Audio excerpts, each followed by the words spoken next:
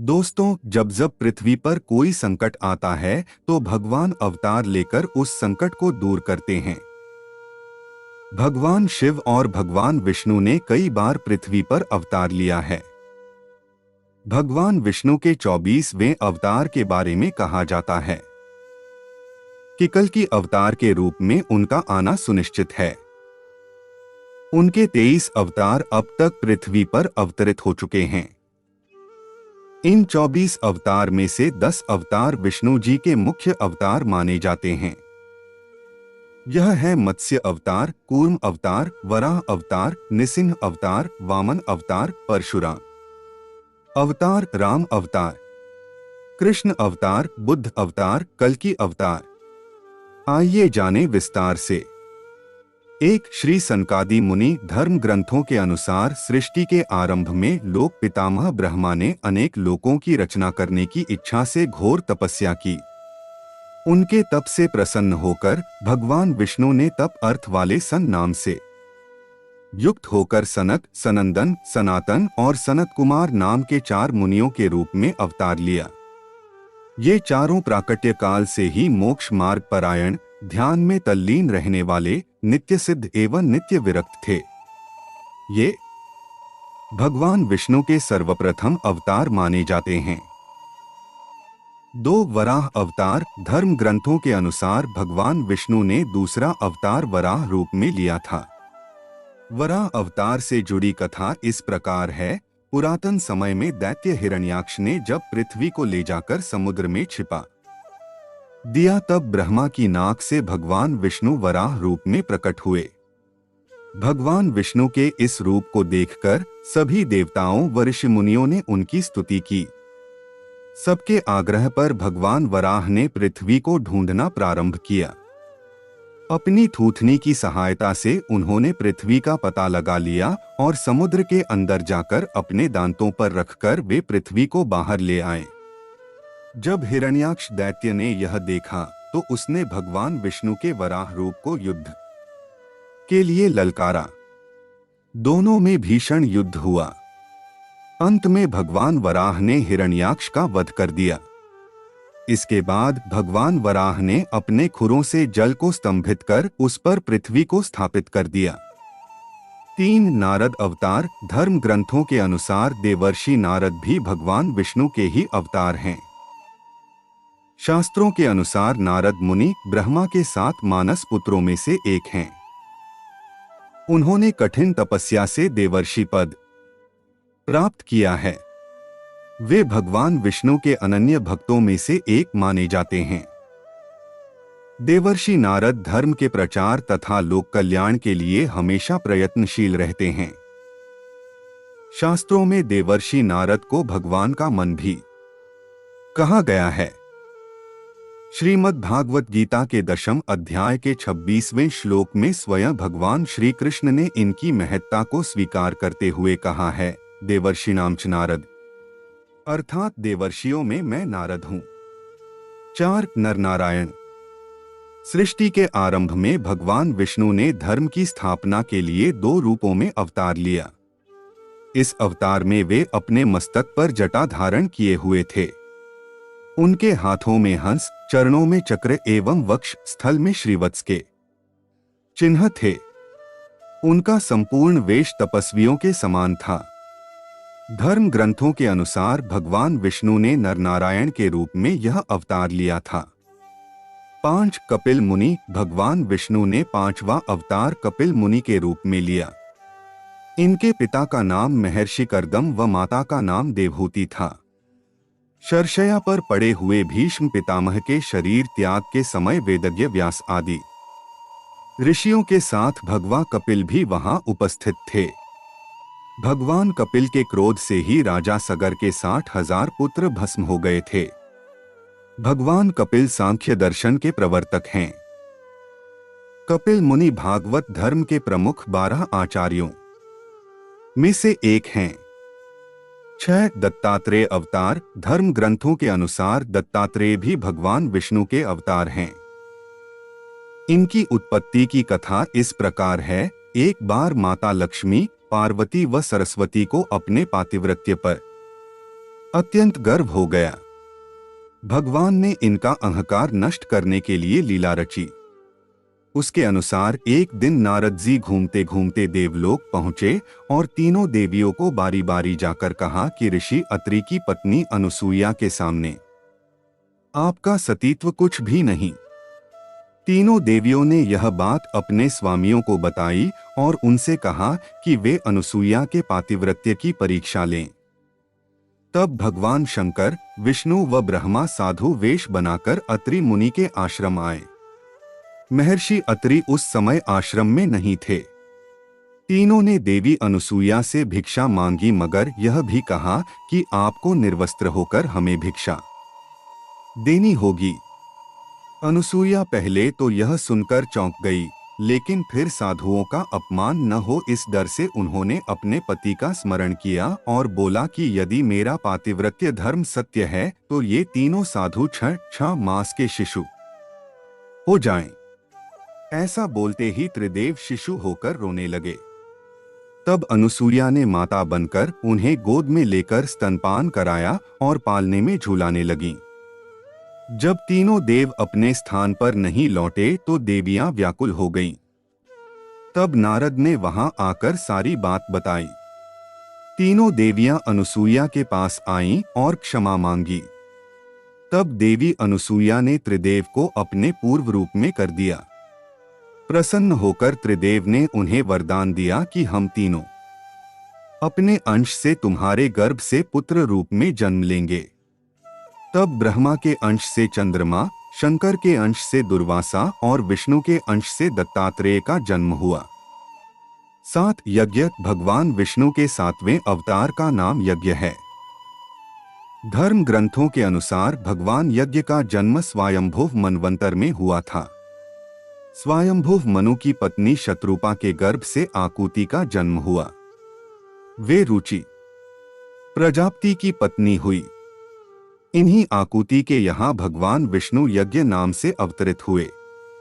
भगवान यज्ञ के उनकी धर्मपत्नी दक्षिणा से अत्यंत तेजस्वी 12 पुत्र उत्पन्न हुए। वे ही स्वयंभुव मनवंतर में याम नामक 12 देवता कहलाए। 8 भगवान ऋषभदेव। भगवान विष्णु ने ऋषभदेव के रूप में 8वां अवतार लिया। धर्म ग्रंथों के अनुसार महाराज नाभि की कोई संतान नहीं थी। इस कारण उन्होंने अपनी धर्मपत्नी मेरु देवी के साथ पुत्र की कामना से यज्ञ किया। यज्ञ से प्रसन्न होकर भगवान विष्णु स्वयं प्रकट हुए और उन्होंने महाराज नाभि को वरदान दिया कि मैं ही तुम्हारे यहाँ पुत्र रूप में जन्म लूंगा। वरदान स्वरूप कुछ समय बाद भगवान विष्णु महाराज नाभि के यहाँ पुत्र रूप में जन्मे। पुत्र के अत्यंत सुंदर सुगठित शरीर, कीर्ति, तेल, बल, ऐश्वर्य, यश, पराक्रम और शूरवीरता आदि गुणों को देखकर महाराज नाभि ने उसका नाम ऋषभ श्रेष्ठ रखा। 9 आदिराज पृथु। भगवान विष्णु के एक अवतार का नाम आदिराज पृथु है। धर्म ग्रंथों के अनुसार स्वयंभुव मनु के वंश में अंग नामक प्रजापति का विवाह मृत्यु की मानसिक पुत्री सुनीता के साथ हुआ। उनके यहाँ वेन नामक पुत्र हुआ। उसने भगवान को मानने से इनकार कर दिया और स्वयं की पूजा करने के लिए कहा। तब महर्षियों ने मंत्रपूत कुशों से उसका वध कर दिया। तब महर्षियों ने पुत्रहीन राजा वेन की भुजाओं का मंथन किया, जिससे पृथु नाम पुत्र उत्पन्न हुआ। पृथु के दाहिने हाथ में चक्र और चरणों में कमल का चिन्ह देखकर ऋषियों ने बताया कि पृथु के वेश में स्वयं श्रीहरि का अंश अवतरित हुआ है। 10 मत्स्य अवतार। पुराणों के अनुसार भगवान विष्णु ने सृष्टि को प्रलय से बचाने के लिए मत्स्यावतार लिया था। इसकी कथा इस प्रकार है। कृतयुग के आदि में राजा सत्यव्रत हुए। राजा सत्यव्रत एक दिन नदी में स्नान कर जलांजलि दे रहे थे। अचानक उनकी अंजलि में एक छोटी सी मछली आई। उन्होंने देखा तो सोचा वापस सागर में डाल दूं, लेकिन उस मछली ने बोला, आप मुझे सागर में मत डालिए, अन्यथा बड़ी मछलियां मुझे खा जाएंगी। तब राजा सत्यव्रत ने मछली को अपने कमंडल में रख लिया। मछली और बड़ी हो गई तो राजा ने उसे अपने सरोवर में रखा। तब देखते ही देखते मछली और बड़ी हो गई। राजा को समझ आ गया कि यह कोई साधारण जीव नहीं है। राजा ने मछली से वास्तविक स्वरूप में आने की प्रार्थना की। राजा की प्रार्थना सुन साक्षात चार भुजाधारी भगवान विष्णु प्रकट हो गए और उन्होंने कहा कि ये मेरा मत्स्यावतार है। भगवान ने सत्यव्रत से कहा, सुनो राजा सत्यव्रत, आज से 7 दिन बाद प्रलय होगी। तब मेरी प्रेरणा से एक विशाल नाव तुम्हारे पास आएगी। तुम सप्तऋषियों, औषधियों, बीजों व प्राणियों के सूक्ष्म शरीर को लेकर उसमें बैठ जाना। जब तुम्हारी नाव डगमगाने लगेगी तब मैं मत्स्य के रूप में तुम्हारे पास आऊंगा। उस समय तुम वासुकी नाग के द्वारा उस नाव को मेरे सींग से बांध देना। उस समय प्रश्न पूछने पर मैं तुम्हें उत्तर दूंगा, जिससे मेरी महिमा जो परब्रह्म नाम से विख्यात है तुम्हारे हृदय में प्रकट हो जाएगी। तब समय आने पर मत्स्य रूपधारी भगवान विष्णु ने राजा सत्यव्रत को तत्वज्ञान का उपदेश दिया, जो मत्स्य पुराण नाम से प्रसिद्ध है। 11 कूर्म अवतार। धर्म ग्रंथों के अनुसार भगवान विष्णु ने कूर्म कछुए का अवतार लेकर समुद्र मंथन में सहायता की थी। भगवान विष्णु के कूर्म अवतार को कच्छप अवतार भी कहते हैं। इसकी कथा इस प्रकार है। एक बार महर्षि दुर्वासा ने देवताओं के राजा इंद्र को श्राप देकर श्रीहीन कर दिया। इंद्र जब भगवान विष्णु के पास गए तो उन्होंने समुद्र मंथन करने के लिए कहा। तब इंद्र भगवान विष्णु के कहे अनुसार दैत्यों व देवताओं के साथ मिलकर समुद्र मंथन करने के लिए तैयार हो गए। समुद्र मंथन करने के लिए मंदराचल पर्वत को मथानी एवं नागराज वासुकी को नेति बनाया गया। देवताओं और दैत्यों ने अपना मतभेद भुलाकर मंदराचल को उखाड़ा और उसे समुद्र की ओर ले चले, लेकिन वे उसे अधिक दूर तक नहीं ले जा सके। तब भगवान विष्णु ने मंदराचल को समुद्र तट पर रख दिया। देवता और दैत्यों ने मंदराचल को समुद्र में डालकर नागराज वासुकी को नेति बनाया, किंतु मंदराचल के नीचे कोई आधार नहीं होने के कारण वह समुद्र में डूबने लगा। यह देखकर भगवान विष्णु विशाल कूर्म कछुए का रूप धारण कर समुद्र में मंदराचल के आधार बन गए। भगवान कूर्म की विशाल पीठ पर मंदराचल तेजी से घूमने लगा और इस प्रकार समुद्र मंथन संपन्न हुआ। 12 भगवान धन्वंतरी। धर्म ग्रंथों के अनुसार जब देवताओं व दैत्यों ने मिलकर समुद्र मंथन किया तो उसमें से सबसे पहले भयंकर विष निकला, जिसे भगवान शिव ने पी लिया। इसके बाद समुद्र मंथन से उच्चैश्रवा घोड़ा, देवी लक्ष्मी, ऐरावत हाथी, कल्प वृक्ष, अप्सराएं और भी बहुत से रत्न निकले। सबसे अंत में भगवान धन्वंतरी अमृत कलश लेकर प्रकट हुए। यही धन्वंतरी भगवान विष्णु के अवतार माने गए हैं। इन्हें औषधियों का स्वामी भी माना गया है। 13 मोहिनी अवतार। धर्म ग्रंथों के अनुसार समुद्र मंथन के दौरान सबसे अंत में धन्वंतरी अमृत कलश लेकर निकले। जैसे ही अमृत मिला अनुशासन भंग हुआ। देवताओं ने कहा मैं लूंगा, दैत्यों ने कहा मैं लूंगा। इसी खींचातानी में इंद्र का पुत्र जयंत अमृत कुंभ लेकर भाग गया। सारे दैत्य व देवता भी उसके पीछे भागे। असुरों व देवताओं में भयंकर मारकाट मच गई। देवता परेशान होकर भगवान विष्णु के पास गए। तब भगवान विष्णु ने मोहिनी अवतार लिया। भगवान ने मोहिनी रूप में सबको मोहित कर दिया। मोहिनी ने देवता व असुर की बात सुनी और कहा कि यह अमृत कलश मुझे दे दीजिए तो मैं बारी बारी से देवता व असुर को अमृत का पान करा दूंगी। दोनों मान गए। देवता एक तरफ तथा असुर दूसरी तरफ बैठ गए। फिर मोहिनी रूप धरे भगवान विष्णु ने मधुर गान गाते हुए तथा नृत्य करते हुए देवता व असुरों को अमृत पान कराना प्रारंभ किया। वास्तविकता में मोहिनी अमृत पान तो सिर्फ देवताओं को ही करा रही थी। जबकि असुर समझ रहे थे कि वे भी अमृत पी रहे हैं। इस प्रकार भगवान विष्णु ने मोहिनी अवतार लेकर देवताओं का भला किया। 14 भगवान नृसिंह। भगवान विष्णु ने नृसिंह अवतार लेकर दैत्यों के राजा हिरण्यकशिपु का वध किया था।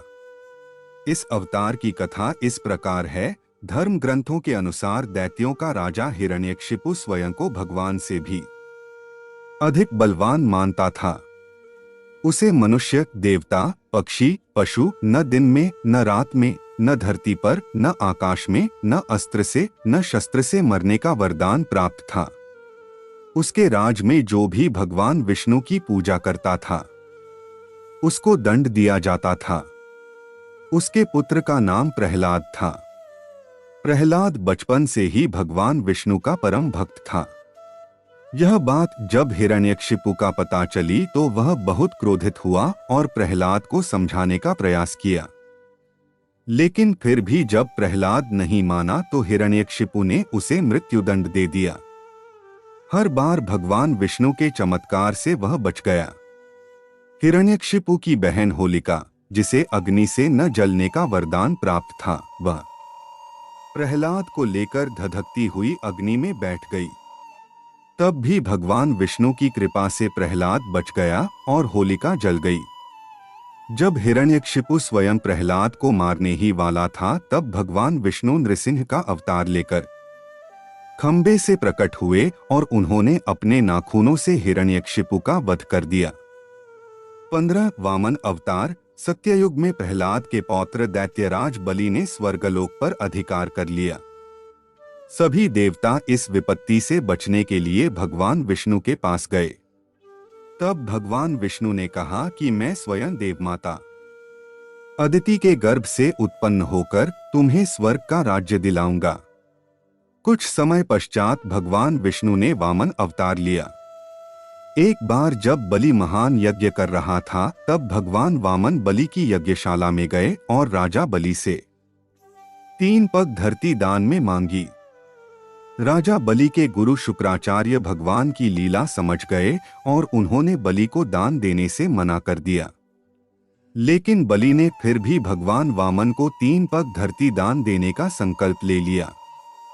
भगवान वामन ने विशाल रूप धारण कर एक पग में धरती और दूसरे पग में स्वर्ग लोक नाप लिया। जब तीसरा पग रखने के लिए कोई स्थान नहीं बचा तो बलि ने भगवान वामन को अपने सिर पर पग रखने को कहा। बलि के सिर पर पग रखने से वह सुतल लोक पहुंच गया। बलि की दानवीरता देखकर भगवान ने उसे सुतल लोक का स्वामी भी बना दिया।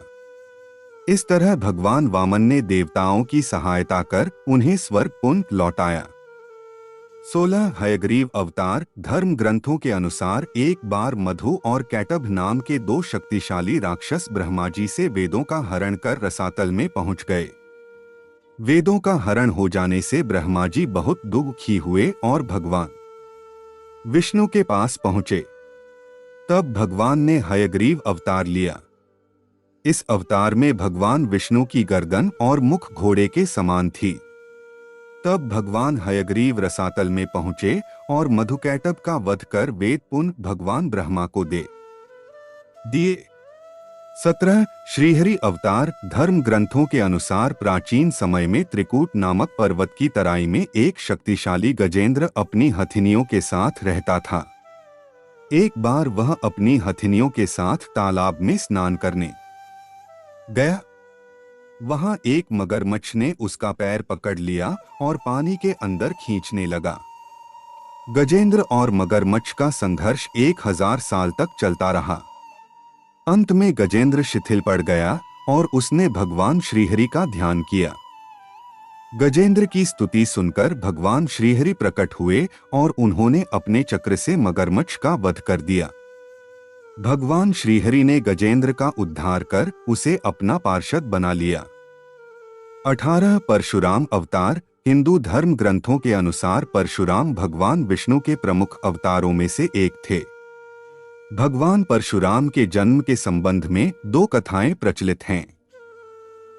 हरिवंश पुराण के अनुसार उन्हीं में से एक कथा इस प्रकार है। प्राचीन समय में महिष्मती नगरी पर शक्तिशाली हयवंशी क्षत्रिय कार्तवीर्य अर्जुन सहस्त्रबाहु का शासन था। वह बहुत अभिमानी था और अत्याचारी भी। एक बार अग्निदेव ने उससे भोजन कराने का आग्रह किया। तब सहस्त्रबाहु ने घमंड में आकर कहा कि आप जहां से चाहें भोजन प्राप्त कर सकते हैं, सभी और मेरा ही राज है। तब अग्निदेव ने वनों को जलाना शुरू किया। एक वन में ऋषि आपव तपस्या कर रहे थे। अग्नि ने उनके आश्रम को भी जला डाला। इससे क्रोधित होकर ऋषि ने सहस्त्रबाहु को श्राप दिया कि भगवान विष्णु परशुराम के रूप में जन्म लेंगे और न सिर्फ सहस्त्रबाहु का नहीं बल्कि समस्त क्षत्रियों का सर्वनाश करेंगे। इस प्रकार भगवान विष्णु ने भार्गव कुल में महर्षि जमदग्नि के 5वें पुत्र के रूप में जन्म लिया। 19 महर्षि वेदव्यास। पुराणों में महर्षि वेदव्यास को भी भगवान विष्णु का ही अंश माना गया है।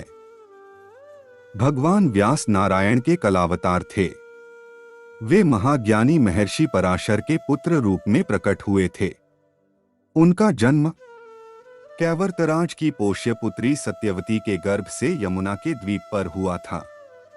उनके शरीर का रंग काला था, इसलिए उनका एक नाम कृष्णद्वैपायन भी था। इन्होंने ही मनुष्यों की आयु और शक्ति को देखते हुए वेदों के विभाग किए, इसलिए इन्हें वेदव्यास भी कहा जाता है। इन्होंने ही महाभारत ग्रंथ की रचना भी की। 20 हंस अवतार। एक बार भगवान ब्रह्मा अपनी सभा में बैठे थे। तभी वहां उनके मानस पुत्र सनकादि पहुंचे और भगवान ब्रह्मा से मनुष्यों के मोक्ष के संबंध में चर्चा करने लगे। तभी वहां भगवान विष्णु महाहंस के रूप में प्रकट हुए और उन्होंने सनकादि मुनियों के संदेह का निवारण किया। इसके बाद सभी ने भगवान हंस की पूजा की। इसके बाद महाहंस रूपधारी श्री भगवान अदृश्य होकर अपने पवित्र धाम चले गए। 21 श्री राम अवतार। त्रेतायुग में राक्षस राज रावण का बहुत आतंक था। उससे देवता भी डरते थे। उसके वध के लिए भगवान विष्णु ने राजा दशरथ के यहाँ माता कौशल्या के गर्भ से पुत्र रूप में जन्म लिया। इस अवतार में भगवान विष्णु ने अनेक राक्षसों का वध किया और मर्यादा का पालन करते हुए अपना जीवन यापन किया। पिता के कहने पर वनवास गए। वनवास भोगते समय राक्षस राज रावण उनकी पत्नी सीता का हरण कर ले गया। सीता की खोज में भगवान लंका पहुंचे। वहां भगवान श्री राम और रावण का घोर युद्ध जिसमें रावण मारा गया। इस प्रकार भगवान विष्णु ने राम अवतार लेकर देवताओं को भय मुक्त किया। 22 श्री कृष्ण अवतार। द्वापर युग में भगवान विष्णु ने श्री कृष्ण अवतार लेकर अधर्मियों का नाश किया। भगवान श्री कृष्ण का जन्म कारागार में हुआ था। इनके पिता का नाम वसुदेव और माता का नाम देवकी था। भगवान श्री कृष्ण ने इस अवतार में अनेक चमत्कार किए और दुष्टों का सर्वनाश किया। कंस का वध भी भगवान श्री कृष्ण ने ही किया। महाभारत के युद्ध में अर्जुन के सारथी बने और दुनिया को गीता का ज्ञान दिया। धर्मराज युधिष्ठिर को राजा बनाकर धर्म की स्थापना की। भगवान विष्णु का ये अवतार सभी अवतारों में सबसे श्रेष्ठ माना जाता है। 23 बुद्ध अवतार। धर्म ग्रंथों के अनुसार बौद्ध धर्म के प्रवर्तक गौतम बुद्ध भी भगवान विष्णु के ही अवतार थे, परंतु पुराणों में वर्णित भगवान बुद्ध देव का जन्म गया के समीप कीकट में हुआ बताया गया है और उनके पिता का नाम अजन बताया गया है। यह प्रसंग पुराण वर्णित बुद्धावतार का ही है। एक समय दैत्यों की शक्ति बहुत बढ़ गया। देवता भी उनके भय से भागने लगे। राज्य की कामना से दैत्यों ने देवराज इंद्र से पूछा कि हमारा साम्राज्य स्थिर रहे, इसका उपाय क्या है। तब इंद्र ने शुद्ध भाव से बताया कि सुस्थिर शासन के लिए यज्ञ एवं वेदविहित आचरण आवश्यक है। तब दैत्य वैदिक आचरण एवं महायज्ञ करने लगे, जिससे उनकी शक्ति और बढ़े लगा। तब सभी देवता भगवान विष्णु के पास गए। तब भगवान विष्णु ने देवताओं के हित के लिए बुद्ध का रूप धारण किया। उनके हाथ में मार्जनी थी और वे मार्ग को बुहारते हुए चलते थे। इस प्रकार भगवान बुद्ध दैत्यों के पास पहुंचे और उन्हें उपदेश दिया कि यज्ञ करना पाप है। यज्ञ से जीव हिंसा होती है। यज्ञ की अग्नि से कितने ही प्राणी भस्म हो जाते हैं। भगवान बुद्ध के उपदेश से दैत्य प्रभावित हुए। उन्होंने यज्ञ व वैदिक आचरण करना छोड़ दिया। इसके कारण उनकी शक्ति कम हो गया और देवताओं ने उन पर हमला कर अपना राज्य पुनः प्राप्त कर लिया। 24 कल की अवतार। धर्म ग्रंथों के अनुसार कलयुग में भगवान विष्णु कल की रूप में अवतार लेंगे। कल की अवतार कलयुग व सतयुग के संधिकाल में होगा। यह अवतार 64 कलाओं से युक्त होगा। पुराणों के अनुसार उत्तर प्रदेश के मुरादाबाद जिले के शंभल नामक स्थान पर विष्णुईशा नामक तपस्वी ब्राह्मण के घर भगवान कल की पुत्र रूप में जन्म लेंगे। कल की देवदत्त नामक घोड़े पर सवार होकर संसार से पापियों का विनाश करेंगे और धर्म की पुनः स्थापना करेंगे।